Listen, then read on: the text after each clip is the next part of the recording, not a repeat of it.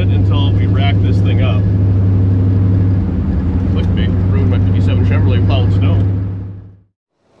Well, it would appear as though winter is probably here to stay. And that snowplow isn't going to install itself. Well, let's see if we can shimmy this unit into the garage and work in the warmth. I hate winter.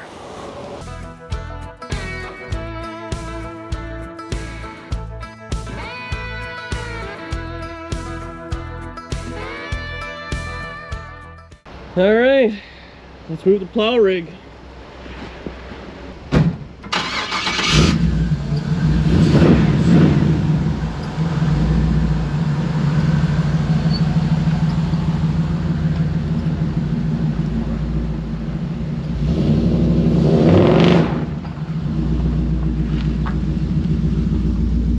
Inside. So in case you're new here, Dan here, DD Speed Shop. So I assume you might have clicked on a clickbaity thumbnail. So I have my old Chevy truck outside there, and I do have the plow mounts on it, but honestly, it's just so boring. Now this right here is my winter beater. If you haven't seen it before, it's a 57 Chevrolet 150 base model. Now, people always freak out, oh, you're driving this car in the winter time, what are you doing? It was a 4-door, which I have converted into a 2-door. We put a floor pan in it and stuff like that. We've put a bunch of miles on this thing. I've had it for a couple of years now. Done power tour with it, and honestly, it's just kind of a fun car. It's very simple combination. It's got a 6-liter LS, turbo 400, and a stock rear end, but pausey, so you know it'll be fine. Oh, it stays up. So yeah, the plan is to mount this plow. Now the real issue we're going to run into is the mount. The mount for it, I welded to my 1-ton truck because I thought, oh, I'm done with this stupid stuff. Turns out I'm not. I do have some pipe I found, so maybe we can make some brackets out of that. And I think the bumper is going to come off. We're going to strip that sucker down. And yeah, just kind of weld something on there permanently. I do have a set of studded winter tires for it, but it's actually supposed to get nice for a day and then we're back into the cold. What I kind of like to see is if the roads dry up with the plow hanging away out front, I bet this thing does gnarly rolling burnouts. So we'll see if we can accomplish that. If not, the weather's going to be what's going to be and we'll put the studs on. But there you have it. Obviously I did it as like a Black Widow style, you know, kind of homage. But I dig this car. It's got good heat, the wipers work, LS, fuel injected, big radiator. What else could a guy want?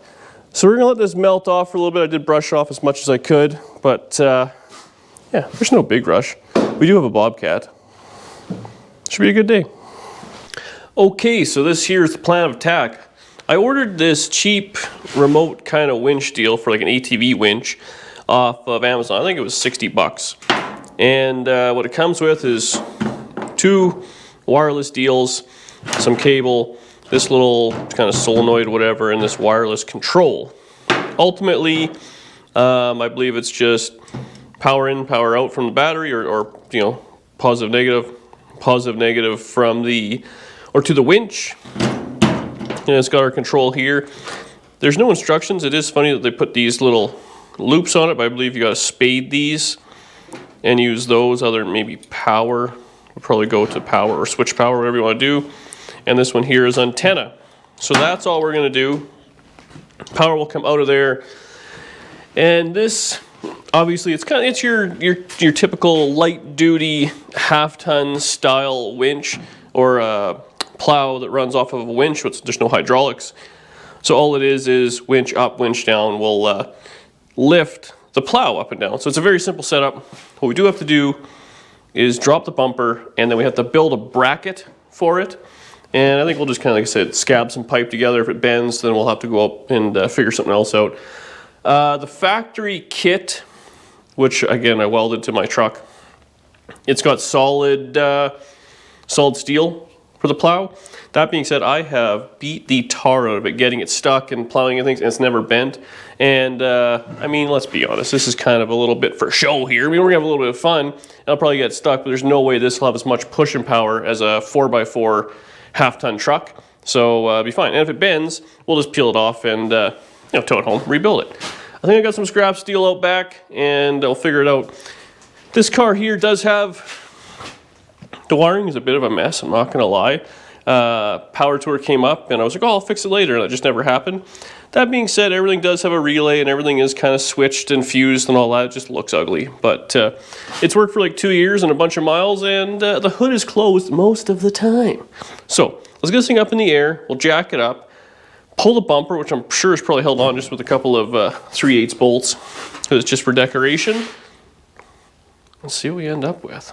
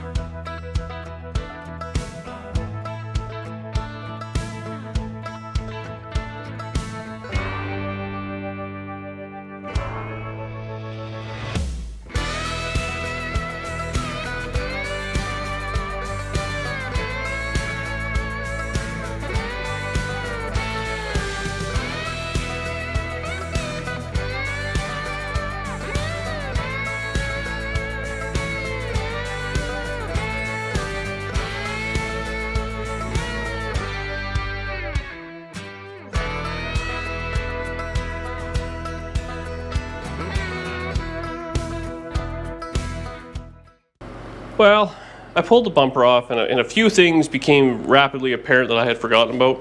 I put this big honkin' steel brace in here when I flat towed this thing at one point. So yeah, I gotta have to trim some of this out, because obviously the plow is gonna be right there, but we'll leave the cross brace in, can't hurt anything. The next thing is, we got a little bit of steel there, and I think that's quarter wall, that's heavy duty. I had this sitting around out back. This used to be a between the frame rails of a Tri-5 Chevy to move the shocks. Put a couple pieces of pipe in here, so this is what's going to hold the thing. Basically, this is a recreation of the plow deal. This is the car side. It is all kind of upside down, but we'll weld this in. This is simply 2 pieces of pipe that's showing there that I hammered together for a little extra strength.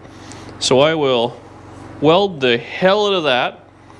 Then what's going to happen, I'm probably going to cut that. That might be a little tall, but we have to space this away from the frame.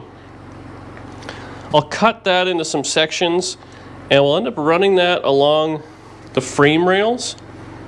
And then, I don't know if I should weld it to this first, or if I should weld it on the car first, just to space it down and to give it a little bit more strength. We'll run it lengthwise with the frame, so that'll be sturdy. It'll look a little goofy, but ultimately all this will be hidden by the bumper anyways. No one will ever see it, and if it's really ugly, plasma cutters do magical things to metal. So if that's the case, then it'll all be apart. I mean, it looks kind of buckshy and ugly, but you know what? It's fine, and it's very functional, and that's all that really matters. So I think that's what we're gonna do. We're gonna do a whole bunch of time lapse with welding and cutting and measuring and screwing around, see what we end up with, and once maybe I get it all tacked together, I'll kind of bring it back and show you. And then really it's just a matter of sliding this thing on. I got to do a little bit of measuring, because obviously if the frame is here, we can only have it go so far before this starts interfering with things, which we don't want that getting smashy with nothing. But otherwise we should be pretty much golden. I'd like to mount it as far back as I possibly can. It's meant for a truck, right? So the plow is very far out, so it's very front heavy. So the further we pull it back, the better we'll be doing. There's no way around it. That's a lot of weight to put in the front end of this car, but it's temporary. there's literally, we'll drill some holes in here and a couple of pins is all it's going to hold it on. So it'd be super easy to take off, and one connection electrical wise and it's right off. We have no issues. So let's get back to fabric cobbling.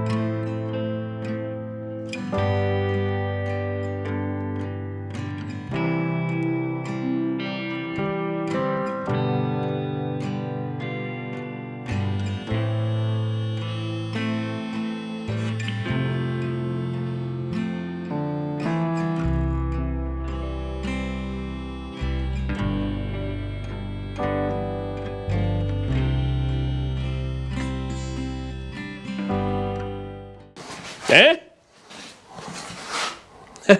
So we have it on floor jack just to check the travel before we get it all kind of completely dialed together.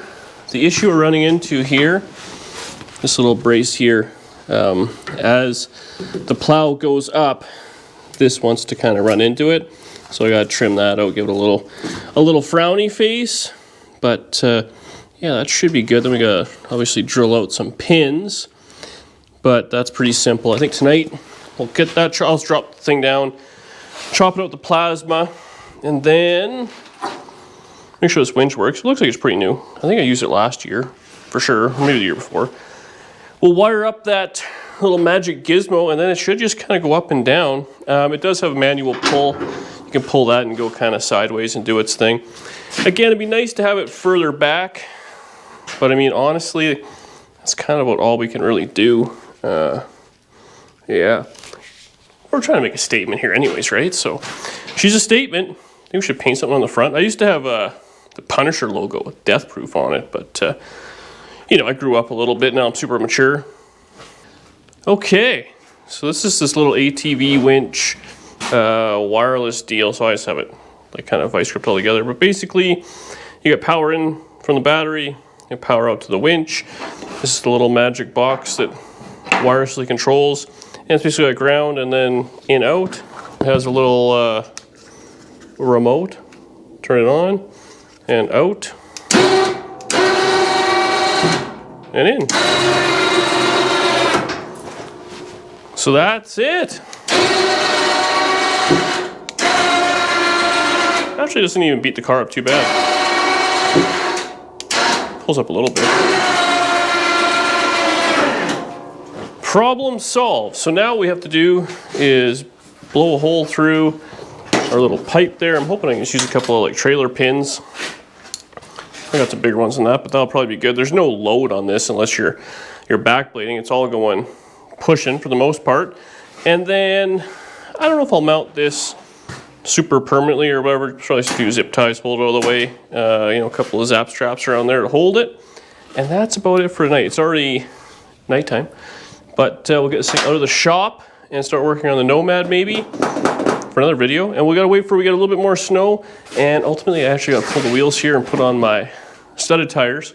We'll see if we maybe drive it a little bit. If we get some plus temperatures here, melt what snow we have one last time, and just see if this thing will fry tires. Because I feel like all this weight up front probably isn't gonna help the traction back there.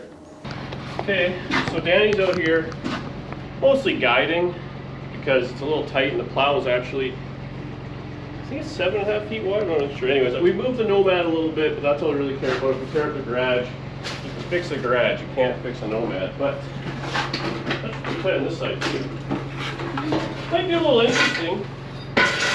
Someone smarter than myself might have cleaned up a little bit before they just started wheeling stuff around, but oh, I gotta put the front plate on it too. All right.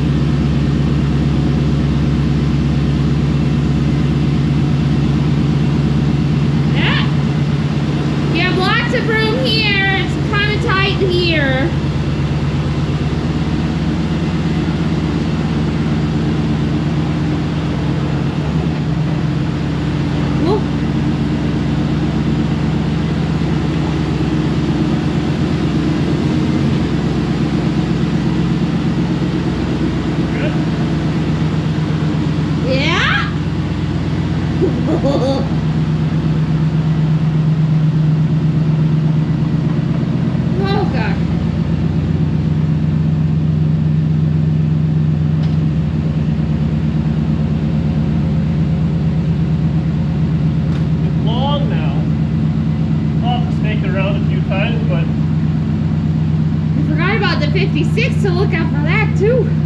Yeah, now we're up against the curve, so I gotta kind of sneak it in around, and then we'll put it on front. But I think maybe we'll drive tomorrow. Looks cool, eh? It's very cool.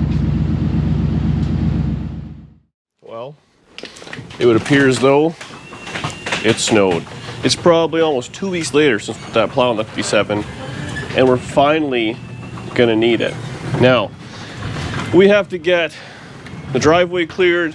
And as some of you guys may know, Murr's out of town, so we're in charge of cleaning up his place. He didn't say how we have to do it, so we might as well use our 57 Chevrolet snowplow. It's on the street. Let's walk up, fire it up, let it warm up, get to work. Look at this pile. Now, since the last time we worked on it, I did put studded tires on the old girl. Oh, cold start. What's it say? We need a little gasoline. Now, I know this thing is dumb, but the amount of thumbs up and people that dig this thing while we're out cruising around is hilarious. So, I'm gonna let it warm up. I'm gonna put on a warmer jacket, and we're gonna clear the driveway.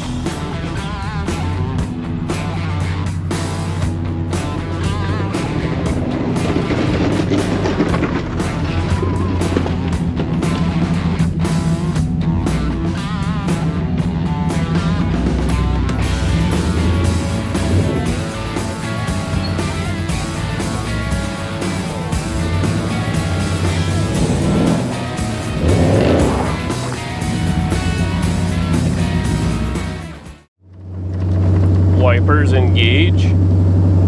So, she worked okay. A little bit of, little spin in tires, but no big deal. So we got to get a little gasoline because this thing is out. And then, you know, we got to go to Merce. It is the top priority snow contract of the year. He is paying the most of everybody I have on the list. $0. But with that, so people always, this car cracks me up. So people lose their mind about, I drive in the wintertime, I put a snowplow on it and like welded it right to it. So a couple of things. It is a 4-door 57 Chevy. I think I bought for $1,500. And we put in just junk we had lying around. The only money that really went into this thing was I bought a set of doors for it for $150, and it's got a $1,000 floor pan in it. Otherwise, it's as cheap can get. And we enjoy the hell of this thing. This thing went to Tennessee for our first power tour. Like, I don't know, we probably got 10,000 miles, 15,000 miles on it. This car might have the most miles out of all the cars. Oh, it's got a lot of miles on it. I drive it all the time. And I mean, it's never on the channel because I just drive it. It doesn't break. I think it does have a head gasket leak, so it does smell like coolant all the time when you wail on it, but that's fine. And yeah, it was like a good car. And really, you can't even blame me for the snowplow in a car. There was this movie, Out Cold, and it was like a 70, I don't know, 234 Charger, and it had a snowplow on it, jacked up the back. I was like, I need to do that. And here we are. I just happen to have a tri-pop Chevrolet. So we're we happen to live in one of the worst places on the planet for snow. If you have to plow snow, you might as well have a little bit of fun with it. Yeah, it's terrible. Oh, Timothy Hortons is busy this morning. Timothy. That's his formal name. But you can have a little bit of fun, screw around, whatever. Well, hopefully we'll find some. It wasn't on the main road here. I just started smashing snow, but it does tend to get a little darty. And getting pulled into traffic's probably not the plan at speed, but we'll get a little fuel from the fuel station, find some snow to plow through, probably get stuck a little bit. I got stuck in the neighbor's yard there a little rev and took care of that. And yeah, look at that. So get yourself a plastic car, drive in the wintertime, put a snowplow on it, and sell your services, and you can amortize the car. How many 57 Chevys are making money today? We're not making money today. Or, well, the video might make 12 bucks. All right. Premium, dude. She's premium.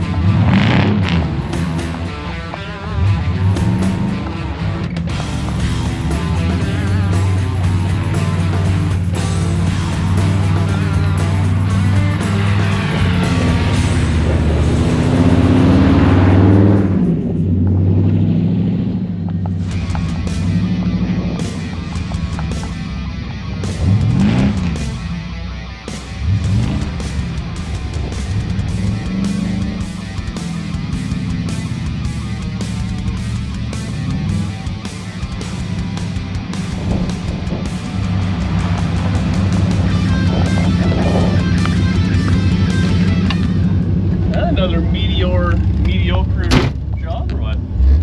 Yes. Hey, they get what they're paying for. Strange business. Where's volunteering?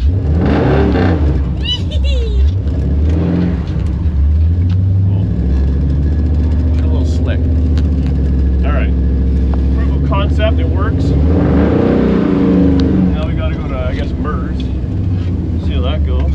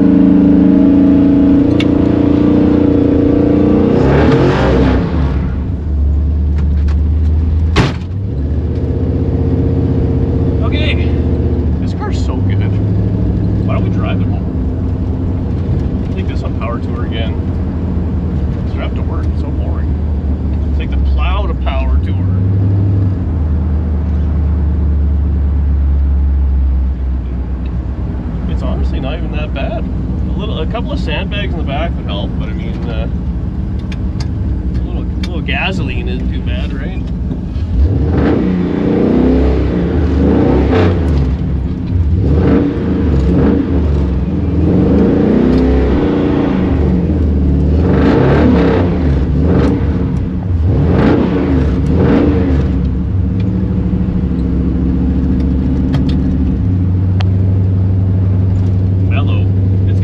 Until we rack this thing up.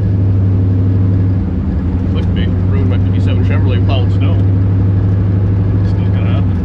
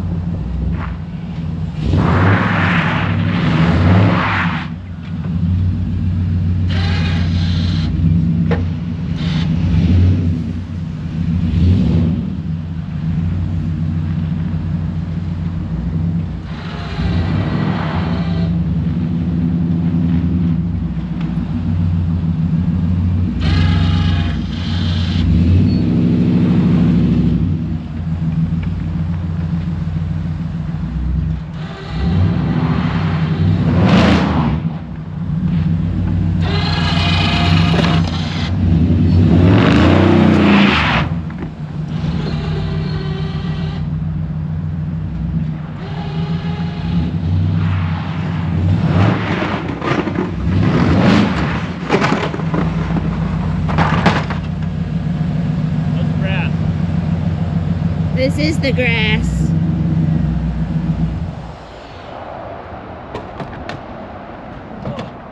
I think I did a pretty good job. So the deal is I get to store as many cars as I want here all winter in exchange for doing a top-notch job of snow clearing. And he specifically said, don't ruin the grass. It's not ruined except like for that golf spot. course quality here. But look at all the shovels in the way. All right, I'll do a couple more passes down the drive. Maybe I'll help a few more neighbors out. We're good people here at DD Speed Shop.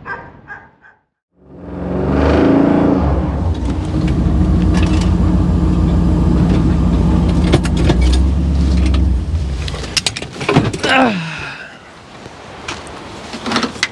10-mile-an-hour crash bumpers. Well, we did a little screwing around. Managed to plow a bunch of snow. It seemed to work out pretty good. So there you have it, with a little bit of fun. If you have a shovel plow and an old hot rod and a welder, do anything you want. Now, clearly this is not a professional operation, not just DD Speed Shop, but the entire deal. But it's fun. The internet seems to like it. And honestly, our favorite part is last year we dressed this thing up with a bunch of a sleigh on it. We go get our Christmas tree with it and stuff. And you know, you get the plow on it, and people just like seeing stupid crap like this driving down the road. Yes, the old men going, I would never do that to a 57 Chevy. They're out there. But you know what? We're keeping it alive. We're having a good time. We have 8 or 9 Tri-5 Chevys. You need at least one designated for winter. And again, it was a 4-door. It's all chopped up. Whatever. And if it breaks, I'll fix it on the internet and just do it all over again. Because people love watching me struggle with Tri-5 Chevrolets. We also got this pile of junk literally yesterday. I meant to cover it. That didn't happen. Anyway, we got to finish up the Nomad, finish up some of this other stuff. We'll make some room, and we got all sorts of new hot rods coming in. We got this, you know, supercar, and Camaro's coming soon. Thank you so much for watching. As always, subscribe below, make sure you leave a comment, and feel free to let me know that I'm an idiot for driving my 57 Chevy in the winter with the snowplow. I've bent the frame. I've heard it all. It's fine. I love this car.